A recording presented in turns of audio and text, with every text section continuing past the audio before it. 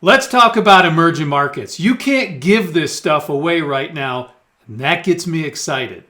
Today we're going to take a look at IEMG ETF and some of the reasons you might want to consider owning this ETF or other ETFs like it in your portfolio. Emerging markets have basically been range-bound for the last 17 years, but the valuations are compelling.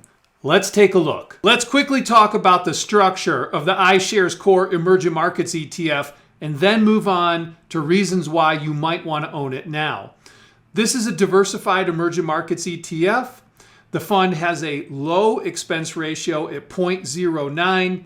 The distribution yield right now is 3.16%. The fund is diversified by market capitalization, 49% giant, 30% large, 16% mid, 3% small. The fund gives you exposure to value, blend, and growth. The fund's region allocation is 2/3 emerging, 1/3 developed, 80% roughly in Greater Asia, followed by Greater Europe, and then the Americas. Within the Americas, the largest exposure is Brazil, followed by Mexico. Within Greater Europe, the largest weights are Saudi Arabia and South Africa. In Greater Asia, the largest weights are 19% in Taiwan, 23% in China, 20% in India. The fund is highly diversified with over 2,800 holdings.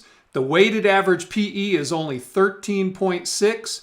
The weighted average price to sales is 1.3, and the weighted average price to book is only 1.6. Now let's put some of those fundamentals into perspective by comparing IEMG ETF to the SPY ETF, which is the proxy for the S&P 500. When we look at this fundamentals table, we can see from a yield perspective, SPY is only 1.17 while IEMG is 3.16. You get 170% more dividend yield from IEMG, the emerging markets, than you do from SPY, S&P 500.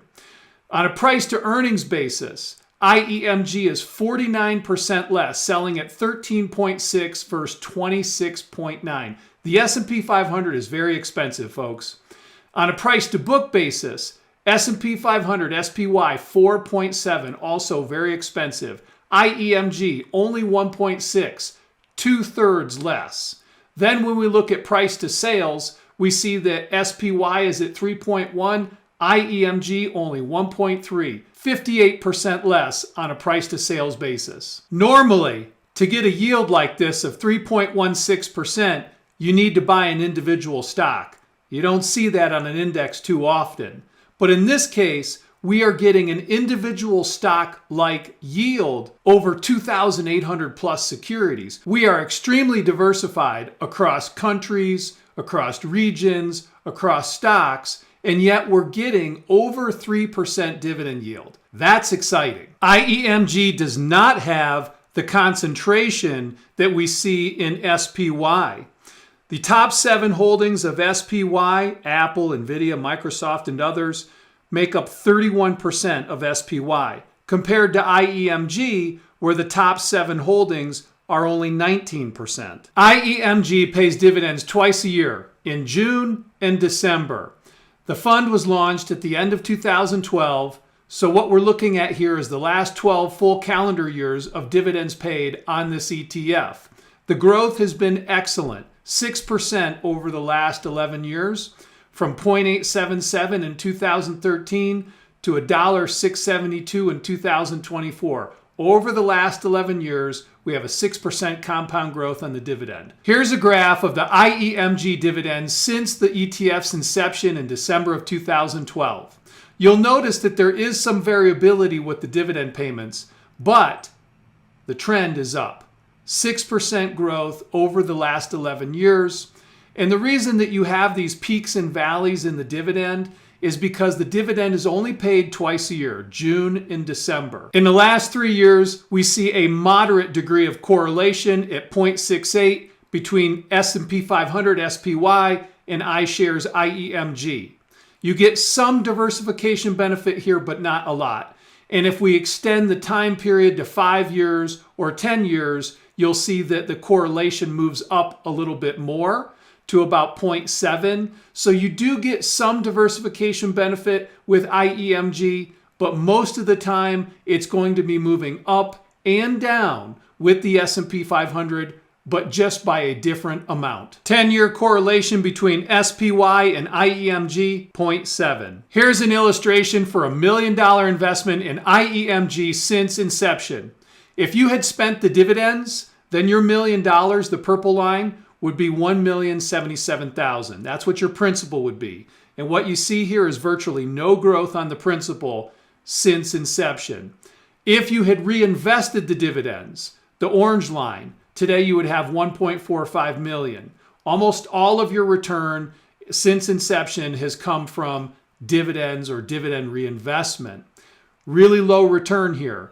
People aren't buying IEMG for the past results because they haven't been that good, right? It's about a 3% compound total return since inception. Compare that to 14% compound total return for the SPY over the comparable time period. So we aren't looking at IEMG based on past results. Here's one of the comparable ETFs to IEMG. We're looking at SPEM, which is the Spider Portfolio Emerging Markets ETF. I'm showing you this because there's more trading history here. IEMG has only been around since 2012, but the Spider Emerging Markets ETF has been around longer, going back to 2007. And what we can take away from this is that emerging markets have been range-bound for about 17 years. Going back to the high in 2008, we have no return on price for well over a decade, going on close to 2 decades. And that is what I think is exciting. You can't give this stuff away, like I said earlier. Nobody's paying attention to it. But when you see a consolidation like this, in my opinion, we're setting the stage for a future advance. You're buying an asset class that is cheap, has a great dividend yield, and a low multiple of earnings, sales, and book value. If you have questions about your investments, please give my office a call. We would be happy to give you a second opinion on your portfolio. So let's add it all up. IEMG offers a compelling value proposition for patient investors. If you have a time horizon of 7 years or longer, there is a good chance that you may get a return above the S&P 500 over the next 7 to 10 years. Why is that? We're buying an asset that is extremely cheap, and reversion to the mean is a real thing. It happens. We're getting an excellent dividend yield. The growth in the world is going to happen in the emerging markets. I'm talking about population growth. That's where the growth is taking place.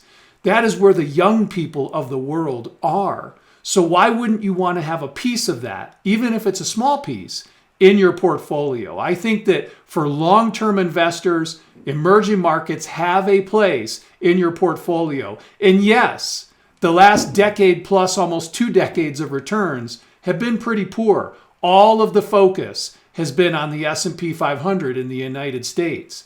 But now is the time to be considering ideas like IEMG.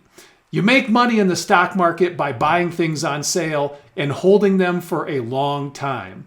This is a good investment idea. Now keep in mind, you could still lose a lot of money here. Be sure to run this by your financial advisor, your financial planner. Make sure that you understand the volatility that's associated with an ETF like IEMG. You could easily lose half your money in a major downturn, but the long-term opportunity is very compelling. Always remember that when I show you these illustrations, if you pay commissions to a stockbroker or fees to an investment advisor, your returns will be lower. They won't be the same as the returns for the ETFs or the indexes. If you like this content, please share it with your friends. I hope this video was helpful. I hope it gets you thinking, helps you better analyze your investments, and overall improve your family's financial plan.